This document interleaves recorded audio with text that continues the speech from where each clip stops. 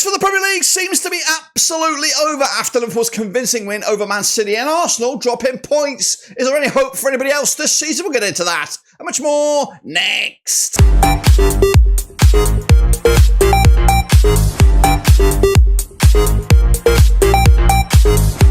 That's right, folks, back once again with another product review today. It's all about matchday number 28. That's right, midweek action over in the Premier League, and we'll get to it in a second. If you know where you've been, hit the old subscribe button. You want sub shop for Premier League, Blackburn Rovers, World Football. That's right, goodness gracious me. Even Forest dropped points, Man City as well. 3 of the top 4, absolutely having clangers. So realistically, you'd say the winners of the week was probably Newcastle, goodness gracious me. We'll take a look at the table and more in just a second. A big shout out to the members, a big shout out to the Patreons. You know who you are. So let's sit tight, hold on, and jump right into the deep end with, of course, a recap of what went on last time around. So here we go then, guys, recapping the results. Here they are on the screen right about now. All started with Leicester and Brentford 4-0 win on Friday night. Nobody saw that one coming.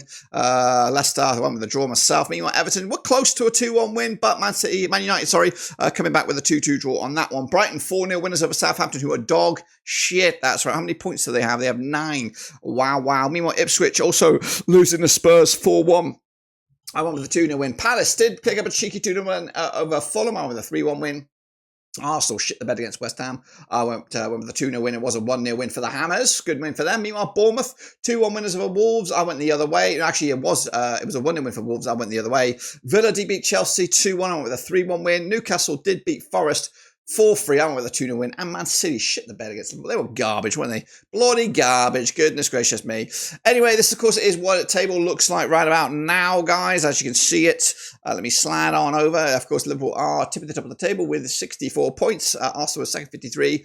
Forest are in third. Then it's Manchester City. So you would look. It's not out of the question. The likes of Villa, maybe even Brighton, could even get into the old Champions League spots, of course. So it's a busy week, important this week. So we could see the likes of Villa in the top 4 this week. So crazy stuff. And Forest need to get their act together as well, or they could be outside of the top 4 after all the cockiness to thinking that they've already nailed it. Anyway, so that's the situation there. What about the Super Brew then? It's time to bring you back up to date with that. Just hold on tight. I'll try and whiz that on over. Well, this is the Super Brew as I see it. It is Handsworth with a respectable 12.5 points this past week. Alex Weller 11, and the Clasher Man in bronze. I went nowhere. I don't even know where I am. There I am, 6.5. Pretty grim shit there. So not a good week for a lot of us. If you do see your name in there, slow it down and say, yes, my name is there, but also smash your like, boys and girls, smash your like. The leaderboard looks like this. Vinny Hong still remains tip at the top of the table with Barcelonista in second. Eddie Video Starters in third alongside Nacho, who's down to number 4. I am 30-some, I think. Am I 30-something now? 37. Ahead of Jimmy Pastone. That's right. Handsworth with the yellow hat and the wooden spoon. Not sure how on earth that is doable, but he's got them both. Anyway, that's the situation we have ourselves. It is a double match week. Of course, that means there's a good chance by the time the end of the week. Where am I? There I am. By the end of the week, we could have a right old change of plan of the old I'll tell you in fact, tell a lie, because it is FA Cup week. That's why. That's why it's a double match week. What am I talking about? Anyway, let's get into the next round of games. If you do want to keep on predicting in the Prediction League, it is 100% free. This is the link right here, right now. Get cracking, because these are the matches. That's right. Coming at you this coming, whenever it begins, Tuesday. That's right. Tuesday. It is Brighton. It is Bournemouth. It's coming to the Amex. Let's get into the deep end now, shall we? Brighton under Fabian Hutzler at 9th for the table, 40 points for the season. They've won 3 on the spin up against Bournemouth. Under Andy Ariola, they've won 2. They've lost 2 over the last 4. They're on 67% form for them over the last 6. They are sitting 6th in the table with 43 points. That's right. 25 times they've played since 2003. 9 wins Brighton, 11 wins Bournemouth. There's been 5 draws between the two sides. Last time around at this very venue was a 3-1 win for Brighton way back in September 2023. The reverse fixture, a 2-1 win for Brighton back in November 2024.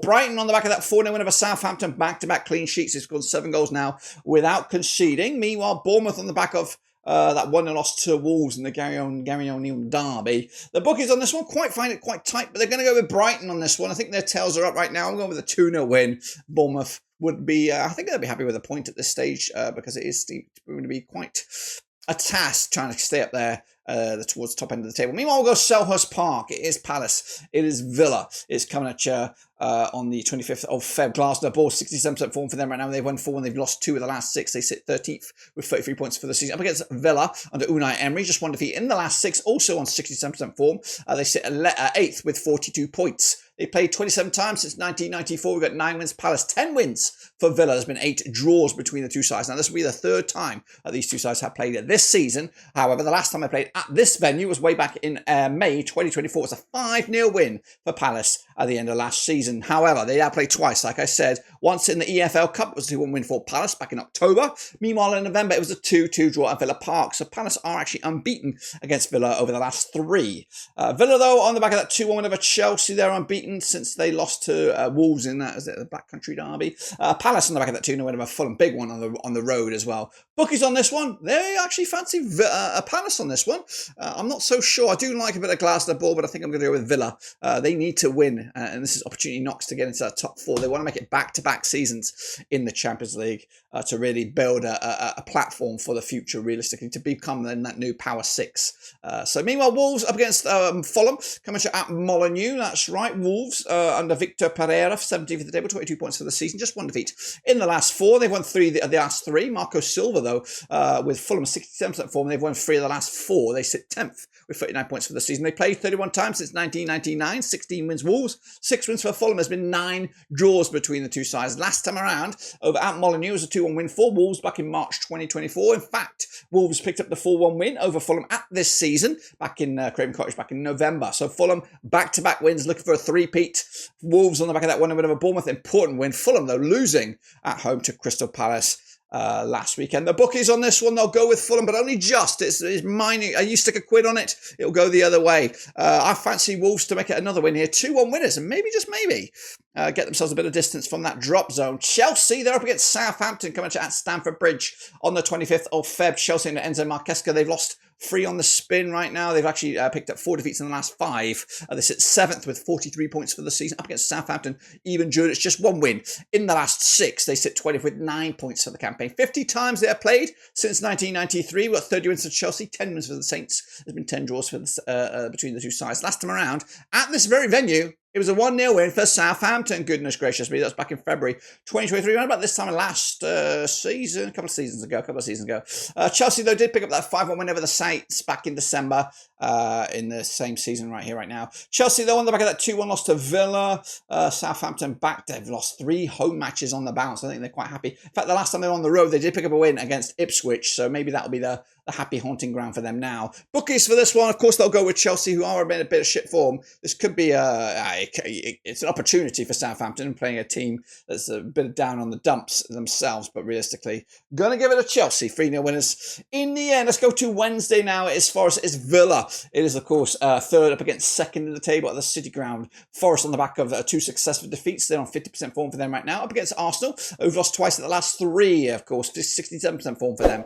They've got 53 points for the campaign. They sit 2nd up against Forest, who've got 47, and they sit 3rd. They played 17 times, though, since 1994. 4 wins for Forest, 11 wins for Arsenal. There's been 2 draws between the two sides. Last time around, of course, over at the City Ground, it was a 2-1 win for Arsenal back in January 2024. Arsenal also picking up the win this time around in London back in November. In fact, Arsenal won 3 on the spin against Forest here. Forest on the back of that 4-3 thriller against Newcastle. Arsenal with that shit performance against West Ham. But they're on the road this time. Last time they were on the road, they picked up that 2-0 win over Leicester. The bookies for this one, though, they'll go with Arsenal. They should go with Arsenal. I'm going with Arsenal, but I'm going to go with goals. 5 in it, 3-2 winners, Arsenal on the road. Brentford, they're going up against Everton, who are cooking under David Moyes. I say that all the time. It's not David, it's David. It's David bloody Moyes. Thomas Frank's team, though, are at 11th, 37 points for the season. They've just lost once in the last 4. Up against Everton under David Moyes, lost once in the last 6. They're 67% form. They sit 14th, and they've got 31 points for the campaign. They played 9 times against Brentford since 2010. There's been 3 wins for Brentford. There's been 4 wins for Everton. There's been 2 draws between the two sides. Last time around over at Brentford, it was a 3-1 win for Everton back in September 2023. This season at Goodison, it was a nil draw. In fact, Everton are pretty good against Brentford. They've not lost against them in the last 5, and they've only conceded 1 goal against them in the last 4. Brentford, though, on the flip side, with a 4-0 win over Leicester, most recently Everton with that 2-2 draw against Manchester United. The bookies on this one, they'll go with Brentford. That's right, their home form has been something else this season. I am also going to go with Brentford, even though I'd love to see Everton win this match myself personally. But anyway, Manchester United up against Ipswich coming at Old Trafford. Is this the one? Could this go the other way? Because that would be bonkers for Manchester United. Manchester United and Ruben Amorim, they are 15th for the table, 30 points for the season. Up against Ipswich, Kieran McKenna, 17 points for the season, just 1 win in the last 6. They played 10 times since 1993, 6 wins for Manchester United, 1 win for Ipswich. There's been 3 draws between the two sides. Last time around, over at this very venue, was a 3-0 win for Ipswich back in September 2015. That was in the EFL Cup.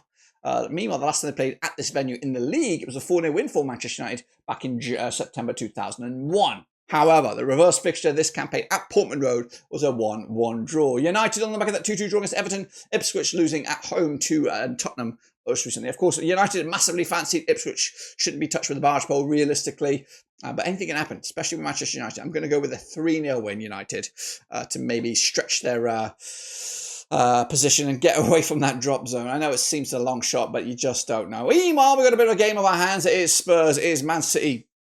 It's coming into the Tottenham Hotspur Stadium. Spurs under Ange Postecoglou, they've won 4 of the last 6. They're on 67% form for them right now, sitting in 12th.